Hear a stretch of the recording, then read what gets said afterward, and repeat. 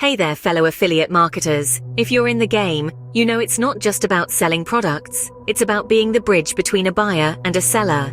Today, let's talk about a crucial mindset shift. Remember, as an affiliate marketer, you're not just a seller, you're a referrer, a connector. Your role is to guide potential buyers to products or services they're looking for, creating a win-win situation for everyone. Think of yourself as the bridge that links a buyer's needs with a seller's solutions. It's about understanding your audience, building trust, and recommending products that genuinely add value to their lives.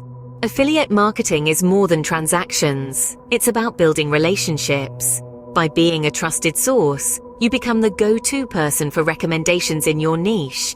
So embrace your role as a referrer, a connector. Your influence goes beyond a simple sale. It's about connecting people with solutions. Keep that in mind and you'll see your affiliate marketing journey take off. To learn more about affiliate marketing, click on the link below. Thank you. Don't forget to like, subscribe, and share.